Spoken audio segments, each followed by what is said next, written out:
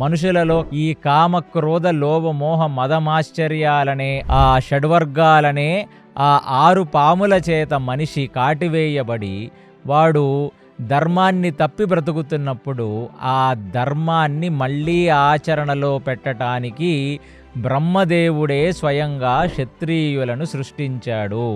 కాబట్టి ఒక రాజు ఎవరయ్యా అంటే వాడు కాలానికి ప్రతినిధి.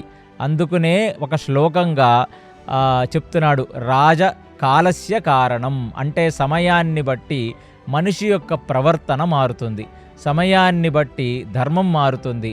కాబట్టి ఆ ధర్మాన్ని సక్రమమైన మార్గంలో పెట్టే ప్రాథమిక లక్ష్యంతో రాజు అనేవాడు మళ్ళీ భూమి మీద అవతరించాడు. అలాంటి ఒక రాజువి నువ్వయ్యావు.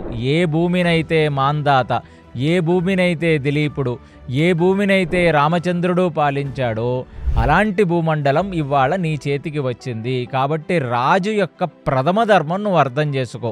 రాజు అనేవాడు ధర్మస్థాపనకై రాజు అవ్వాలి తప్ప వాడికి భోగాకాంక్ష కానీ రాజకాంక్ష కానీ వాడి యందు ఉండకూడదు. కాబట్టి ఈ రాజు మెయిన్గా ధర్మాన్ని స్థాపించాలి.